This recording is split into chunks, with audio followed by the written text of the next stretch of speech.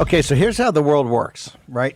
You have a populist revolt, and you say we're going to demand that this thing be done legally. And remember, they have the Transition Integrity Project that Raheem Kassam outs back in July this year. They ran the play, call the play, run the play.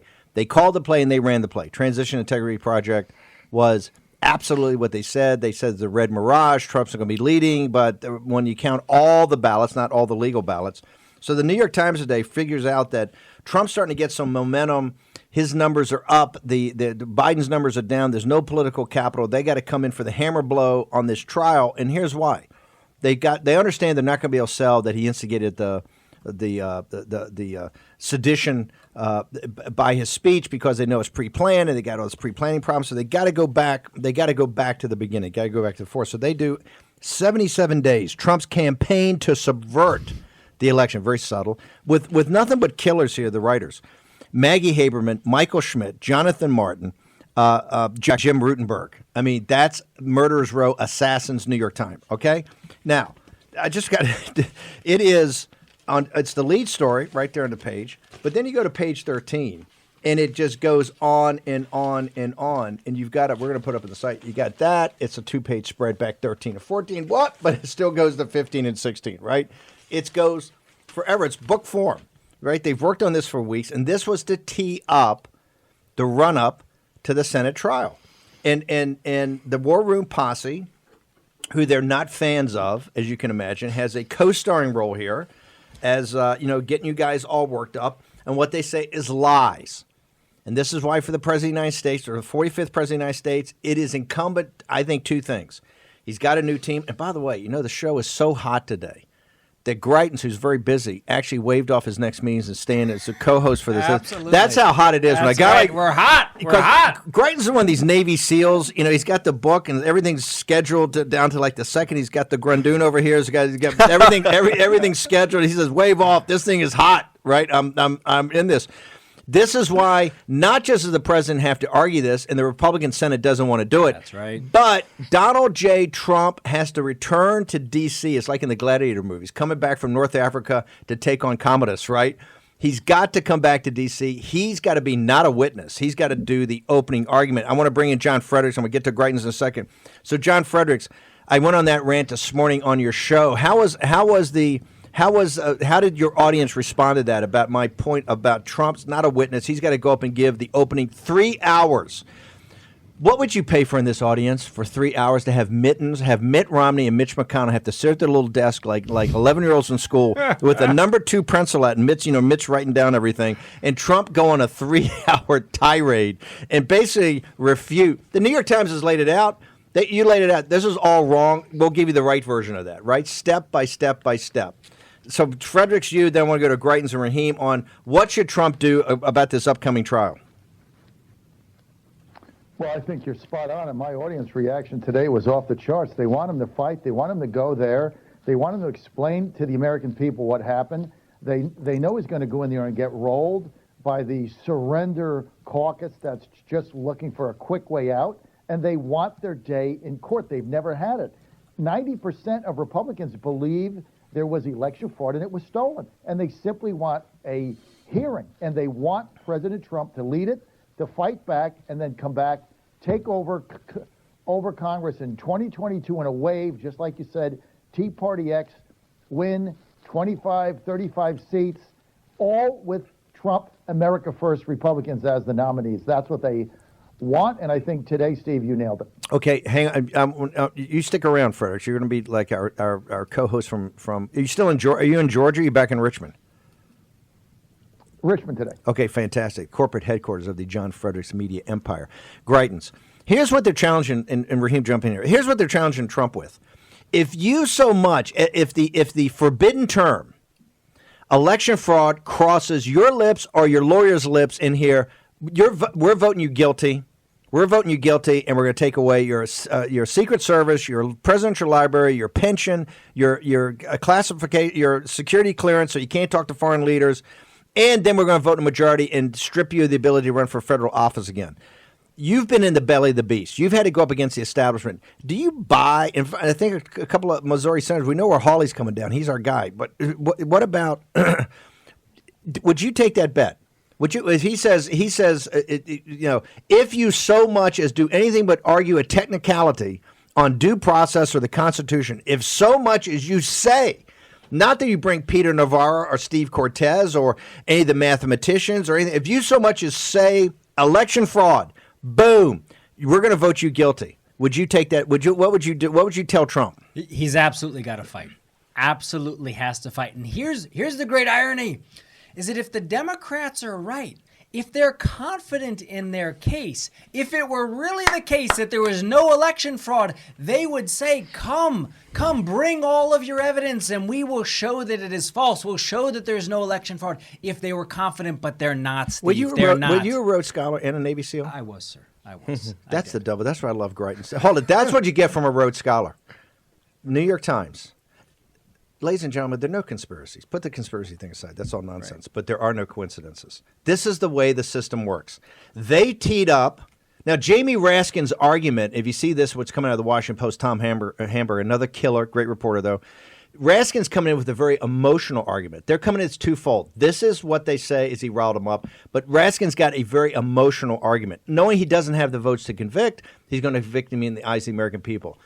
Eric Greitens, at 11:05, he said the quiet part out loud. If they thought Trump had nothing, they would want Trump to roll in. In fact, they want Trump to come up, and get your lawyers. Let's get Navarro. Let's get Cortez. Let's get all the guys. Let's get your guy Smith in Georgia. Let's get Troopus in Wisconsin. Let's get all there, because then we can prove the New York Times right. We can mock and ridicule you on it's a lie. It's baseless. There's no evidence, and it's a lie. If they weren't afraid of that. That's right. If they weren't afraid of it, they'd welcome it. But in fact, there is evidence, right? But in fact, you've got Jesse Jacob, affidavit signed, one of hundreds of Americans who signed sworn affidavits. And what did she say? She said that she was instructed to illegally backdate ballots. It's out there at justthenews.com. It's evidence. So then what are they going to have to do? Is Jesse Jacob a liar? Are these other hundreds of Americans? And keep in mind, for all of our audience who's listening, these are signed, sworn affidavits. People are saying, I'm willing to suffer the consequences of perjury if this is wrong. But they're saying, nope, I'm a patriot. And many of them, Steve, they're not necessarily Republicans or conservatives, or just people who saw what was wrong and they said, I'm going to put my name on the line. Okay, hang on. Greitens, you're on a roll today. Raheem, you got to jump in here. No, I prefer the Rhodes Scholar, not the Rhodes Killer. No, hold it. But hold it. This gets back to Clements, the professor at New Mexico State, who's no Trump fan. What he says is what Greitens says. He says, I'm a lawyer that's prosecuted many cases. He says, I don't know about all this stuff about crazy. He says, I went and I watched every hearing around the country. I read every legal brief. I read every court thing. He says, I'll tell you, it was all about standing and about latches, about you coming too late. He says, gosh, I've looked at the 3,000 affidavits. I think at a minimum, you have 500 minimum that should be presented as evidence in a court of law and with stand. 500 minimum of the 3,000 that they have. This is what they don't. What do you think if they thought Trump was a total phony? They'd be begging him to come up here, because you know why? That's where they draw in and they kill. This is where they crush the Trump movement. They eviscerate Trump. They don't have it. That's why Lindsey Graham's running around. Oh, we're going to. This is just logical, ladies and gentlemen. Do you think between this and Jamie Raskin, and don't think Raskin's not a smart guy, what they're tying together, and you can see it on MSNBC on the Ari Melber specials they're having on Sunday night. Just watch it, right? They're going to have this emotional argument, is a converging forces of this to rile everybody up, all lies, and that. And after 3 days of that, of a beat down for 3 days with MSNBC and all the platforms they got to amplify it, then Trump's lawyers are going to come in, and we're going to argue the Constitution. And I'm not saying that stuff's not right. Absolutely right. But you're going to argue this kind of technical, he didn't get due process.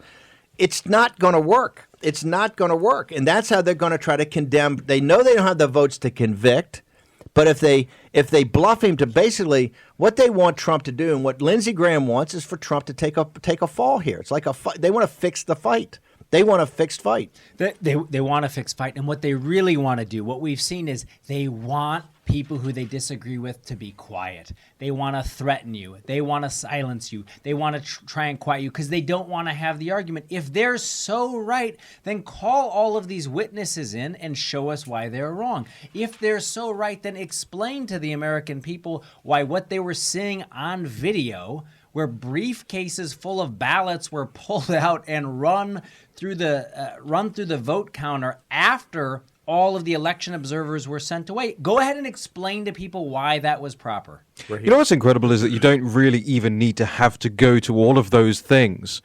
Firstly, let's remember that they changed the way elections were run without going to the state legislatures, right? They violated the U.S. Constitution and the powers in the U.S. Constitution as they are given to the states, right, or accepted by the U.S. Constitution, that they belong to the states. They changed those by executive fiat, by bureaucratic fiat. And the New York Times, I have to say two things on this thing. Number one, it's 10,000 words long. And 9,000 of those words are opinion. It's pretty shocking about that. It is opinion. Right. It's like an expanded editorial, isn't it? Yep. It's an editorial written by five people, 6 people? Oh, 6 or 7. Yep. And then think about all of the research legwork, all the interns that are behind that as well. All the facts are in from like Joe Becker, and maybe Maggie. The rest of it's all. This thing it's vicious. You got to read it. Everybody's going to give us you got to read this today. But actually, it's not very compelling. What's compelling are the headlines and the images, right? And the captions under the pictures, which we know most New York Times readers is all they look at. But let me take you to one paragraph specifically in this, and it begins thusly, quote, "Yet as the suits failed in court after court across the country..." Excuse me? Excuse me? What court after court heard these cases across the country? Right. That is a flat-out gaslighting lie that the New York Times is telling. I'll read it again. "Yet as the suits failed in court after court across the country..." You know, Maggie Haberman, you think you can bury that on paragraph 742 or whatever it is, right? Don't pick on Maggie. It's a flat-out lie. And the article is full of these things. It's full of... It's gaslighting. It's full of it. Every so often they'll drop in, a quote-unquote detail that just is not factually accurate. But I'll say this. The left does it. And we don't do it. Yep. They put a 10,000-word narrative out for the country to read, and therefore, because people are lazy, they will read it and they will buy it. With 3 or 4 Pulitzer Prize winners in here. Right. And guess what? We haven't got our 10,000-word out there. And that's specifically why the President of the United States, Donald J. Trump, former president, needs to go and give that 3 hours in the chamber. Why? It's our time for our 10,000 words. Remember, this will be the biggest show in television history. 1 billion people will watch it live. He's in the well of the Senate. What could be more dramatic? Trump returns from Elba, right, to basically come to the corrupt Capitol. It's Gladiator. He comes back to the Capitol to take on the vested vested interest, right? The settled order of the United States Senate. Okay, we'll take a short commercial break. John Frederick's going to join us back. We've got Eric Greitens in studio. Raheem Kassan. We'll be back in a minute. Bring it on and now we'll fight to the end. Just watch and see. It's all started. Everything's begun. And you are over. Cause we're taking down the CCP. Spread the word all through Hong Kong. We will fight till they're all gone. We rejoice when there's no more. Let's take down the CCP. War Room Pandemic with Stephen K. Bannon. The epidemic is a demon, and we cannot let this demon hide. War Room Pandemic. Here's your host, Stephen K. Bannon.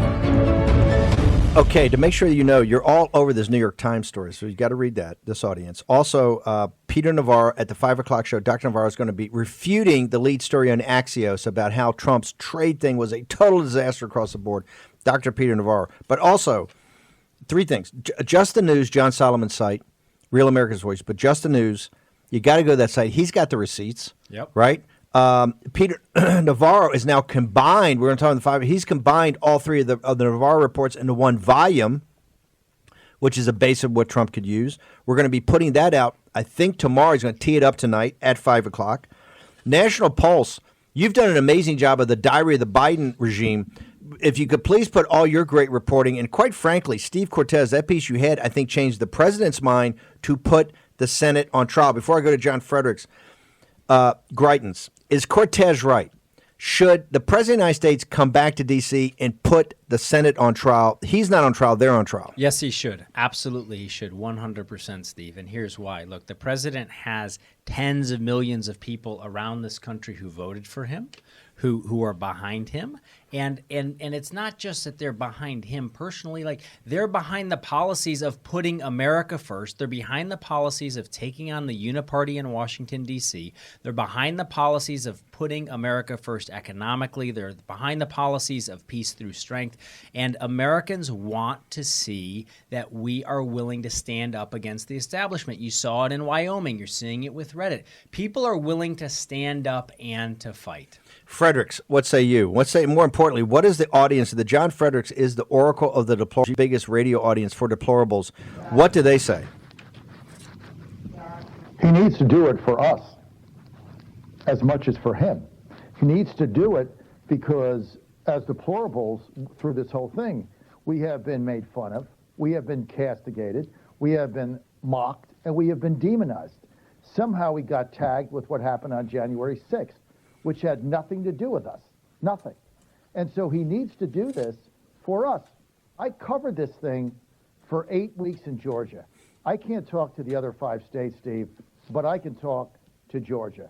And the voter fraud that went on there was beyond the pale. They never got a hearing. And those that they did in the 2 sessions of the rogue committee of the state Senate in Georgia, we saw videos, we had affidavits, we had all this stuff. It never got a hearing. Even today, there's still in question 30,000 mail-in ballots, up to 30,000 mail-in ballots in Fulton County, Georgia, that we're trying to do a forensic analysis of, because we have 3 affidavits saying that they believe these ballots were counterfeit. They were just manufactured and put through the machine.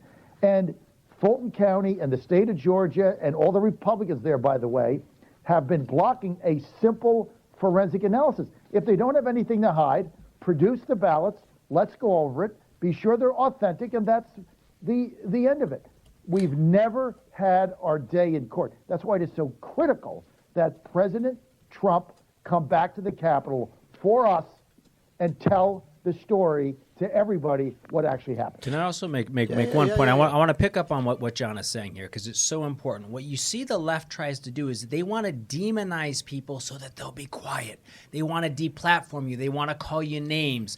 John Solomon was called a conspiracy theorist because he was willing to question the Russia collusion hoax narrative. But what happened? We all found out it was this huge hoax perpetrated by the left for years, but they want to shut you down. They want to quiet you. They want to try and intimidate people. And that's the same thing that's happening here. They're calling people all of these names because they can't win the argument on the facts. They don't want to see it. If they want to, if the facts are right for them, then let's hear the facts.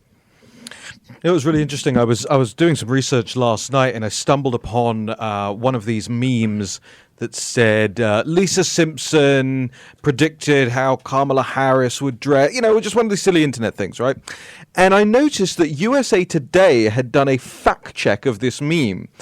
And so I looked at who the author of this fact check was, and it's a student intern at the University of Arizona, student intern. Now remember, USA Today is owned by a company with an annual revenue of something like $2 billion, something ridiculous. At the bottom of the article, it says, this is made possible by a grant from Facebook. Facebook, obviously, the guys that did the whole CTCL thing, Mark Zuckerberg, all of Can't that. make this up. And it occurred to me, and I'm reading the Gulag Archipelago, it occurred to me that what's happening right now is we're seeing in real time a bunch of student interns, journalism students who are being trained. And I'm not going to mention who this is because it's nothing to do with them. This is comes back to what you're saying, Eric. They're training a bunch of people out there right now whose job it is to point and scream, racist, xenophobe, bigot, liar, all of this at you, right? Now, it'd be one thing if she was just fact-checking Simpsons memes. I went through her whole background.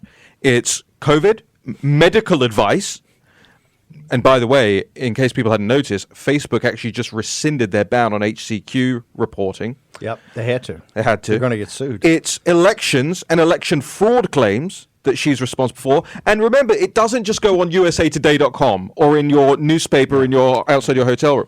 USA Today is one of the approved fact checkers of Facebook. This is the way the system works. So this is the way the system works. It's one big circle back, right?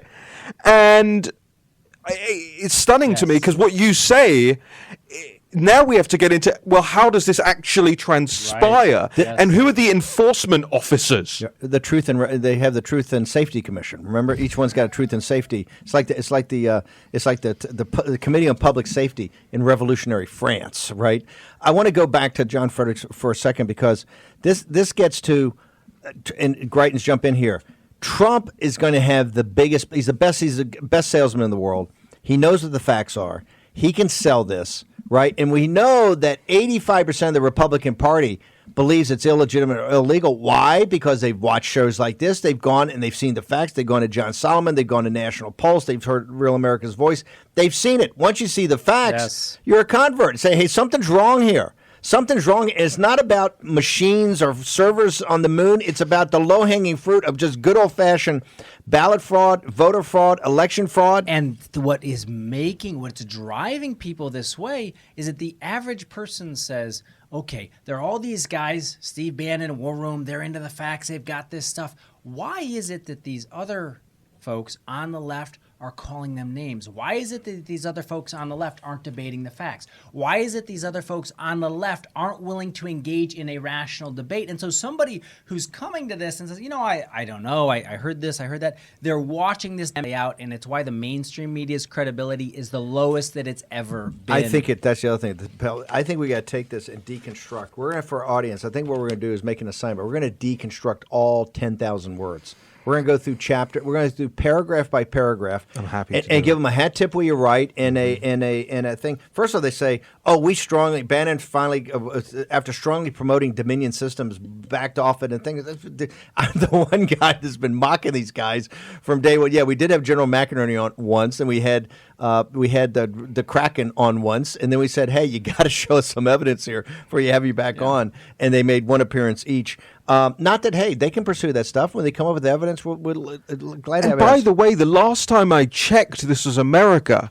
People can say stuff, then other people can say, well, not sure about that. Go back over Rachel Maddow and all the madness Rachel Maddow, the number one person in MSC, had about the Russian collusion. Every time she and Weissman be sitting there, their heads are blown up. All lies, all misrepresentation, all proof. Remind people, Steve, too, that was taking place for months after the election. Nancy Pelosi coming out months after the election saying that it was hijacked. John Fredericks, does Trump have to return to the Capitol? Has he got to be part of the team and actually the tip of the spear? Does he have to make the opening 3-hour argument to Mitch McConnell and Mitt Romney as they sit there as 11-year-old schoolboys and have to listen to Donald Trump go through chapter and verse and take of the 3 hours, take at least 30 to 45 minutes and go through the details of Georgia as you saw it? Steve, Eric, and Raheem, there's no other way to do it. There's no lawyer who can do this. There's no third party who can do this. Only the president can do this and command the audience and the attention that he needs. And I'm going to go back to what Eric just said a minute ago about we've read about this and seen about it and go to Just the News and seen our show and listened to it. But here's the other reason why 90% of Republicans believe there was election fraud. You know why? Because they experienced it. Many of them in their families experienced it. Wow. They went to vote themselves. They were rejected. Somebody sent an absentee ballot in. They saw ballots floating around on a Starbucks counter. They saw these drop boxes with no chain of custody and people that they've seen it. So, you can present all the false facts in the New York Times that you want. You can't deny the fact that this percentage of Trump voters and Republicans believe there was fraud in this election because they saw it themselves. That's why the number is so high. That's why he's got to come himself and go over the evidence. That was supposed to be what happened on January 6th. We never got there. Now he's got an opportunity to do that. That's exactly right. On January 6th, they had the whole thing. And by the way, the letter from Pence is a lie.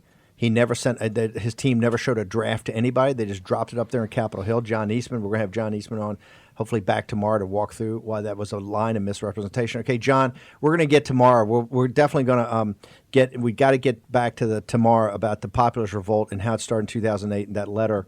I got to do that real quickly. You're expanding. Talk real quickly. You got 30 seconds about Atlanta. What are we doing down in Georgia? Atlanta, we're so excited. We just purchased a radio station there, waiting for it to go through the FCC. We think that'll be in the next week or so. We start on the 1st of March in Atlanta, WMLB AM 1690. Great signal through Metro Atlanta. John Fredericks show 6 to 10. We got a great lineup. Steve Bannon, War Room, will be 10 to noon, Monday through Saturday, and then Bannon back at 5 p.m., 5 to 6. Other programming in there. We might have the Doug Collins show. We're really excited. Finally, an alternative in talk radio, the last bastion of free speech in America, protected. Okay, we're going to short commercial break. Dr. Maria Ryan, we're talking vaccines next, the next big battle that's coming. Thank you.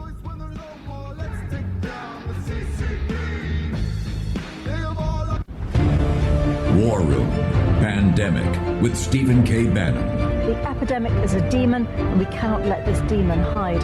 War Room Pandemic.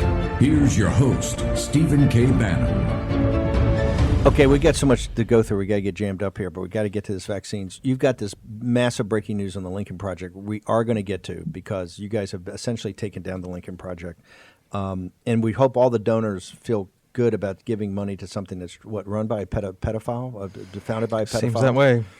And lied about it and covered it up and want to know. Those guys are so good at trying to expose President Trump. What about your own, physician, heal thyself, right? What about this whole thing with this pedophile that founded it? And they've lied and covered it up for that. Now it's like, oh my gosh, and they put out the hard thing. He got jumped by Mika. We'll pull the Mika thing up in a little while. Okay, I want to go down to Dr. Maria Ryan, the president CEO of Cottage Hospitals up in New Hampshire, and someone we've had on a lot during the early days of the show. On Friday, Chavez Ravine, Dodger Stadium, the anti-vax crowd showed up and shut down the government-run vaccination thing, and that was a shot heard around the world. That might be the Lexington and Concord or the anti-vax movement. Hey, I'm not anti-vax, but I hear some compelling arguments coming from some of the people on there. Particularly, what I am is that this thing, in the buried lead of our Dr. Quay interview, I think it was on Saturday. The buried lead we're going to play back up tomorrow. Don't have time tonight because the show's so jammed. Tomorrow, Dr. Quay, one of the top experts in the world, talks about the analysis, about the mathematical analysis shows that it didn't come from the wet market or bat cave. It came from a lab in a bioweapons program. The bombshell was, he said, hey, I've got evidence that they were testing a vaccine back in, they were doing the beginnings of this vaccine back in, I think, October and November. Hello.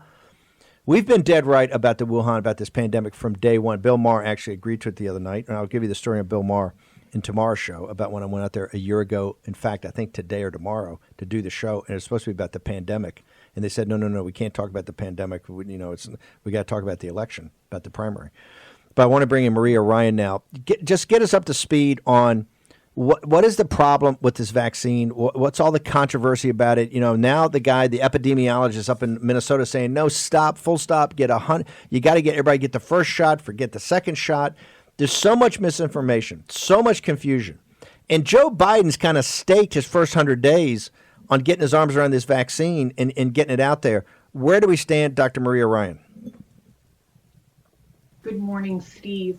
Well, the Biden administration has already tripped over their feet. They are missing about 20 million doses where they don't even know where it is correctly at this time.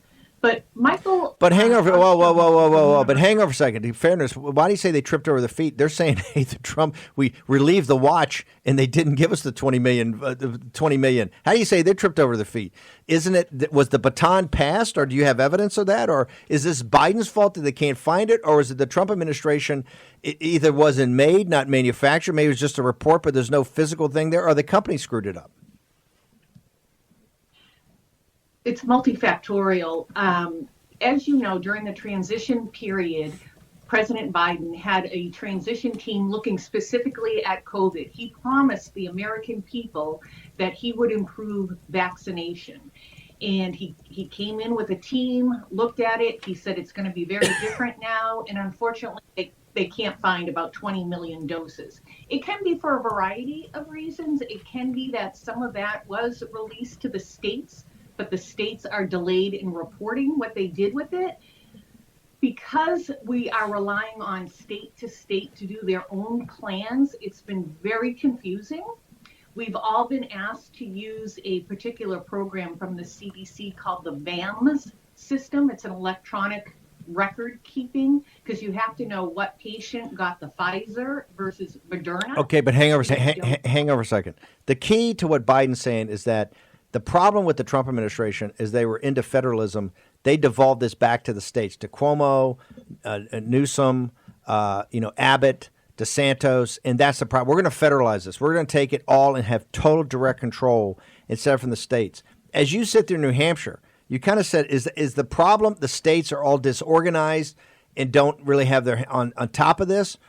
And the federal government do a better job, or is the federal government the problem here? And it's better to let the states implement this and get it down to the deck plates quicker. It's both, to tell you the truth. I never believe in big government can handle anything because they're too big, and we certainly see that with their VAMS system. It's not intuitive. It's hard to handle. It's very labor intensive. So you're taking clinical people that should be with patients and they're fooling around with this system. It takes a team to make it happen. And I too think, as Dr. Osterholm does, that maybe we should be getting out first vaccines, and that should be our priority for people with comorbidities or 65 and above, because we know that's our high risk. Do you think, just because our audience, the heads are already blown up, do you believe that this vaccine, I think it's 66% of the, what is it, the Pfizer, do you think as a professional, I know you're a conservative, radio host and you do all that, but leaving that aside, just in your profession as Dr. Maria Ryan, do you believe in this vaccine? Do you think it was rushed too much? Do you think the project actually worked? Or are you somebody that's comfortable as a professional and with your family of people actually getting this vaccine? I am. It went through all the rigorous testing. We are hearing about some additional deaths in Israel right now. I don't want to really report too much on it because I'm still investigating that and trying to understand what manufacturer they are using that attributed to so many deaths. We know early on that if anybody is allergic to the ingredients in the vaccine, they probably shouldn't take it, especially if they've had an anaphylactic reaction to any of those ingredients within the vaccine. But it takes monitoring and education as well. It has turned out that we're not doing the best of job we can. West Virginia is a model, as well as New Hampshire. We've been able to get our frontline people very quickly and moving into phase 1B quicker than anticipated, and that's our 65 and above population, as well as those people under 65 that have two comorbidities. A really high comorbidity is obesity. We know people who are obese, regardless of their age, who contract COVID-19 will have a harder time and maybe develop some respiratory symptoms. But it is a big project. Oops, excuse me. No. In the federalizing this, and this is my concern, particularly with the how passionate the anti-vax crowd is, right? How passionate they are. You see what happened at Dodger Stadium the other day out in Chavez Ravine. see now that the Biden administration is going to federalize this, put central control on it, and you see this, they talk about the distribution system's all messed up, and hey, we may need the National Guard, we may need the Army, they mean to take it. You see Klaus Schwab saying, the head of Davos, saying, until everybody's vaccinated, nobody's vaccinated, right? You've got these guys who are just nobody is safe. Nobody is safe until the God. It's like a Bond villain. Hey, that ain't the war room. He's like a Bond villain. Well, look, So are we converging, Dr. Maria Ryan, on a situation where you're going to have a digital passport? You're going to have the people who took the vaccine and the people who are not. You're not going to be able to get on a plane. Not going to have a job. Not going to be able to go to a restaurant. And then they're basically at some point in time with Army distribution. Make it more formal. Do you see this coming as you sit there in New Hampshire? I do. I think there's a role for the National Guard. Certainly when we talk about our elderly who are at the highest risk, who has most of that information? Actually, the federal government through Medicare. So they know exactly how many people on Medicare, and they could deploy states' National Guard and do massive vaccination if people choose to. I am vehemently against making this mandatory or a digital passport or it being a requisition to be able to travel. We know viruses mutate, right? We've known that forever. Bacteria mutates. So we've seen approximately 20 different strains.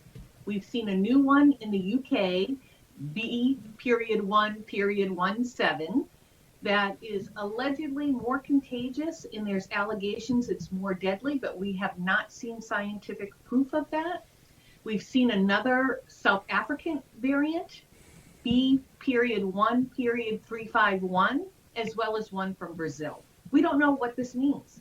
Does it mean that neither vaccine right now works against those variants, or are there? But what are you being told in the chain of command that comes down and eventually gets to the cottage hospital out in rural New Hampshire? In that chain of command, what about those three other variants? What are you being told today? That there needs to be more study, more scientific analysis. Dr. Ryan, we got to bounce. How do people keep access to you and find out about the show and all that? What's your coordinates? Her sound went down. Okay, we lost her. I got to turn here. Thoughts out in Missouri? How they handling this vaccine, Eric Greitens? Well, look, Steve, I think one of the most important things that people want is they want rationality. And what they're seeing from Democratic politicians, and they've seen it time after time, is this complete irrationality, right? So you've got Gavin Newsom after Biden comes into office saying, well, now I'm going to reopen, even when in California, the numbers were going up. What is driving people nuts about this is that they're seeing this complete irrationality, especially from the left. And when you're talking about taking away constitutional freedoms, you're talking about keeping kids out of school, you're talking about keeping people out of church so that they can't worship. People want to see the evidence. They want to see it actually explained, and that is what the left has failed to do. Can I ask where the 10,000-word article about Dr. Anthony Fauci lying to the American public is? Yeah. He admitted it. He said, hey, at the time, there weren't enough masks for the healthcare providers, so I figured I'd just lie. You want to talk about disinformation, weaponized disinformation? And by the way, if masks work, then how responsible is Dr. Fauci for the deaths that occurred because people heard what he said and said, okay, I won't go out and buy a mask? Let's double down on that, Raheem. Yeah, that is yeah, so important. Big So again, let's make sure all of the viewers are getting this. It's so important. You've got Dr. Fauci saying that at the time they were coming out. You remember the tweets coming out, don't buy masks, stop buying masks. It's not just that they were recommending against them, they were yelling at the American people with exclamation points, don't buy masks, all right? Don't buy masks. Don't listen to the president. He's talking about hydroxychloroquine. He's a psychopath. Don't listen to him. What are we learning now? We're learning that all of these, and by the way, it's not Dr. Fauci. The reason I pick on Dr. Fauci is the highest paid employee in the U.S. federal government. Your money. And he's sitting out there by the swimming pool doing those fashion shoots with the New York Times Magazine and whatever it is. But it's also Politico, New York Times, The Hill, all of these guys who parroted the lines, you don't need masks, HCQ is a bad idea, it'll make you worse. How much blood is on their hands? That's right. This vaccine thing is going to be a big deal because Dr. Quay said the other day, this clearly came from Wuhan lab. It's clearly part of a bioweapons program of the PLA. The only question before us, was it inadvertently released through a gain-of-function experiment because of lack of management, or was it purposely released? We're going to get Dr. Quay back on. The buried lead in his interview is they were working on a vaccine back in October and November. The great Miles Guo told us that back in the spring. He says, hey, this thing was let off and they had a vaccine all ready to go. It wasn't perfected, but they had a vaccine. We're going to get to all of that. And by the way, I'm sure they're going to say, that's another crazy conspiracy theory. It's wild how they all come true. Okay, there's no conspiracies, but there are also no coincidences. We're going to turn in a moment. We're going to get into the Lincoln Project. Also, Boris is going to give us a market update. The Lincoln update. Project getting into you. We will fight to the rock God. We rejoice when there's no more. Let's take down the CCP. War Room Pandemic with Stephen K. Bannon. The epidemic is a demon, and we cannot let this demon hide. War Room Pandemic. Here's your host, Stephen K. Bannon. Thanks for being on this morning. I'd be remiss not to ask you about the story about John Weaver, who is a founding member of the Lincoln Project. 21 men accusing him of online harassment. Your organization has a pretty clear statement on this kind of harassment, but wanted to ask you directly about this issue. Yeah, it's terrible and awful and appalling and unfathomable. I didn't know John very well. I frankly only spoke to him a couple of times on the phone early on in the Lincoln Project. It's almost, I don't even know what to say. It's just terrible, and it leaves me speechless, frankly. All right. Well, thank you so much for being on, and we certainly hope to have you back, and I appreciate you taking that question. We'll be following. George Conway, thank you very much. Mika, come on. George Conway was going to be Solicitor General of the United States.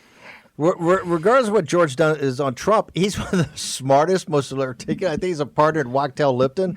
He argues in front of things all the time. He's going to be Solicitor General. George, you're going to be Solicitor General of the United States. You can't say, I'm speechless. He can say he's speechless, unfathomable. But Mika's response shouldn't be, okay, cheers, bye. Let's talk about Lincoln Project. McCain's got a bunch of answers on it. This is McCain's one of his oldest political senior advisors. Correct.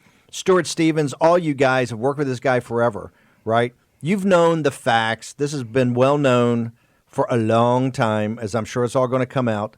Raheem Kassam, you've known about it. 6 months ago, you tweeted about it. Oh, yeah, I was tweeting about this. There was information coming out. We didn't quite know how weird, strange, bizarre, awkward, creepy it was going to get, but now we know at least 21 men received overtures from John Weaver, as you say, long-time establishment Republican consultant, worked for John McCain, worked for John Huntsman. He was the lead guy in the Huntsman. Romney, all of these guys. I mean, he has been heavily... By the way, Romney, I don't know, Kasich. For Conway to come out and say, oh, by the way, I barely knew the guy, that'd be like me coming out and saying, I barely knew Steve Bannon. Okay, I never met the guy. Say that all the time. I try to convince people of it. Nobody buys it anymore. But here's where it gets really, really creepy, really weird. Soliciting messages from a 14-year-old while he was still in high school, and then going on to say, I want to take you out to Vegas and lavish things on you and all this stuff. John Weaver had a family throughout all of this. This is not harassment. It's deeper than that, right? And when Weaver was first, when this first started to come out, and people like Molly Jong Fast got news of this story was about to come out 6 months ago, Weaver suddenly disappeared. Remember, he was no longer in any of the pictures with the Lincoln Project people, and they said, oh, he's had a cardiac event and he's in hospital, and you can't ask him any questions about this now. I know the New York Post was going to do this story about 6 months ago, but then the cardiac event happened, and nobody wanted to follow up on this stuff. So the questions for the Lincoln Project founders, Conway, Schmidt, Wilson, Horn, Steslow, Reed Galen, Mike Madrid, and by the way, I have a list of all your donors, and we're going to be asking them questions about this as well, is what did you know? When did you know it? And why did you remove him from your literature 6 months ago if you had no idea this was going on? Okay, Eric, I'm coming to you. Eric, comments, observations. Yeah, look, I mean, the big thing that's happened with the Lincoln Project is it's ripping the Band-Aid off of what everybody knew and suspected was this kind of disgusting sense inside of D.C. and inside of state capitals also, Steve, where you have all of these consultants and lobbyists and insiders who are all working with the political class, who are working with professional politicians, and who are doing it every single day. Why do they do it? For profit. It's not because they believe in anything, and it's not to make the country better. It is strictly for profit, and that's why this investigation into the Lincoln Project. This donor thing, the donors don't want to be associated with this. Okay, I want to go quickly. We're going to go to Boris Ephshteyn. Boris, give us a market update of what's happening today, particularly with the Reddit rebels. Steve, great to be with you. Good morning. Very interesting there in the Lincoln Project. Haven't seen George Conway that quiet in a long time, maybe since he was crying, celebrating President Trump's win in 2016, as we all saw at the time. So here's what's going on in the markets. Very interesting this morning. Lots of action on the key stocks. Again, I continue to own GameStop, AMC, BlackBerry, and Nokia, not Blue Star Airlines.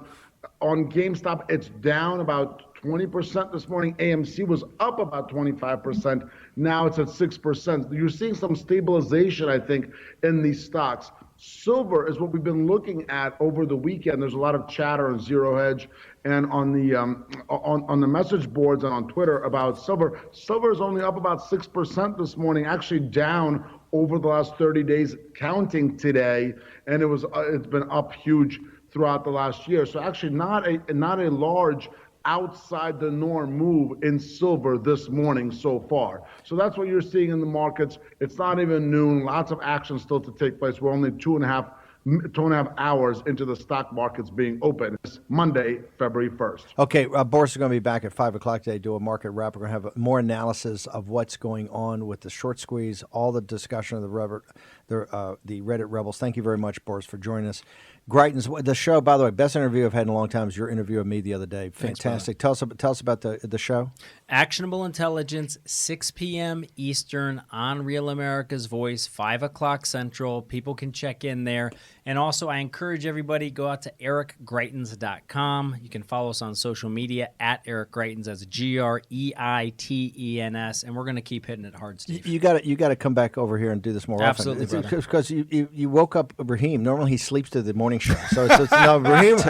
I'm a big believer in competition. Raheem, what do you got going over the National Pulse? You guys, by the way, you and Solomon have done such great jobs on reporting. I appreciate it. So the National Pulse show is now podcast form, which you can get at thenationalpulse.com/podcast or go to the National Pulse homepage. We're going to be doing at least one show a day now, unadulterated, getting into everything. It's already up on Spotify, on Amazon, on Podbean, on TuneIn, on Stitcher, and more. So check it out, thenationalpulse.com/podcast. What's happening on the site today on National Pulse? We have an awful lot. We got a new diary entry from yesterday of what's taking place in the Biden regime, what's happening. We're digging more into what's going on in Myanmar at the moment. I've got new information. The whole Lincoln Project donor list. Will be publishing all their top donors later today. A literal wealth of huge scoops today. Raheem Kassam showing the receipts. Okay, we're back at 5 o'clock tonight. We're going to have Dr. Peter Navarro. He's going to answer the Axios' front page story that says that everything that President Trump did in the trade war with China was a total and complete disaster. He'll respond to that. Also,